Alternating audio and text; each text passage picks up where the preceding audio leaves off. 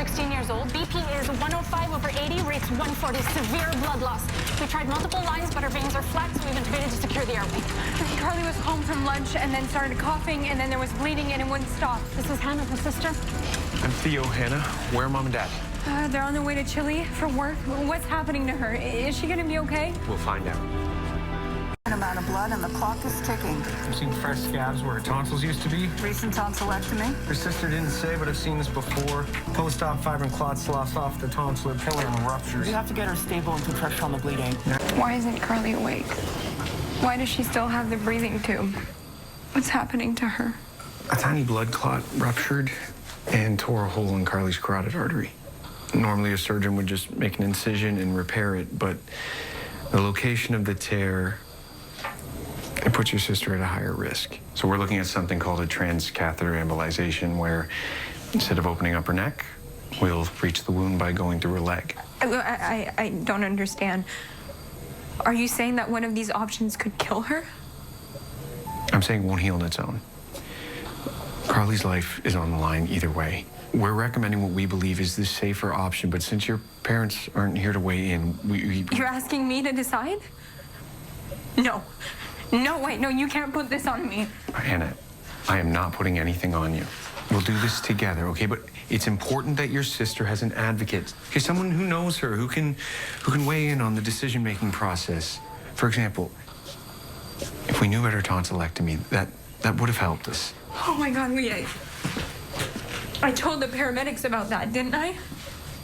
Is that when this happened?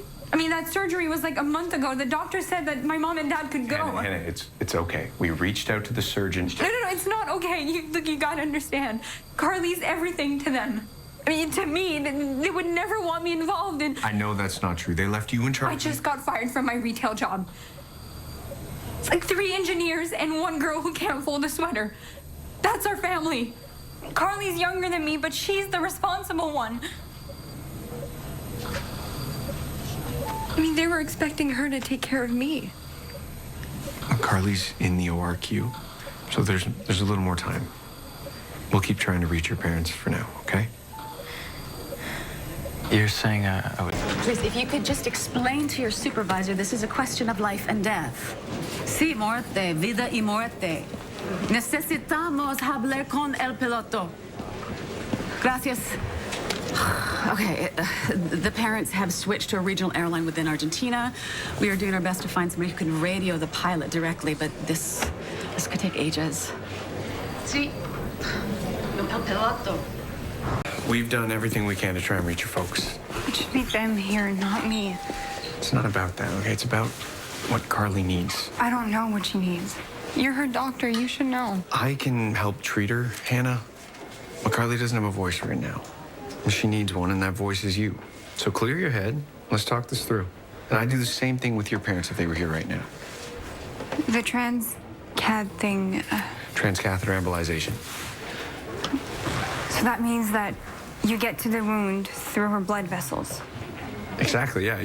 The coils are threaded through her femoral artery. Where you cauterize it instead of opening and sewing because there could be too much blood. Yeah, that's right. You look it up? And you think that that's the best option? I do. The risks are primarily around bleeding in the brain and stroke. But Carly's young. She's strong. We've heard from her pediatrician about her medical history, but you might know about other risk factors that run in the family: high blood pressure, heart disease. My grandpa had a stroke. He used to get bad migraines. Carly does too. That's exactly the kind of thing we need to know. Good. Yeah. Does that mean she can't have the surgery? No, it just means that the surgeons now know to look out for that risk. Okay. Okay. I want to see you make it into the artery in your first tick, Dr. Harris. Let's go. Catheter? That's the doctor from before, right? Why isn't she doing the operation? She's the one who helped when Carly came in. Dr. Curtis is a part of the vascular team. She's there in case there's a complication. When will we know if it worked? Until it's over. From like 9th grade, people are asking you to make these big decisions about your life. Carly's lucky. She always knew exactly what she wanted. But if I don't? There's nothing wrong with not having it all together. In fact, being able to admit that you don't, it's its own kind of skill. Surgeons needed to thread this tiny coil through Carly's artery so they could cauterize the bleeding.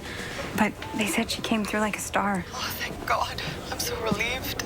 She's so brave, Mom. So strong. So are you, honey. I was a pretty big mess, actually. But you did it. Your sister is lucky you were there for her today. I am so proud of you. Her doctor should explain the rest. Hannah's got it covered, Miss Miller. She's almost ready to take over for me.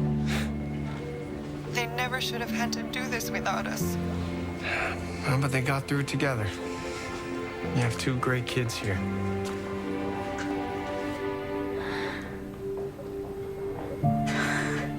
Carly.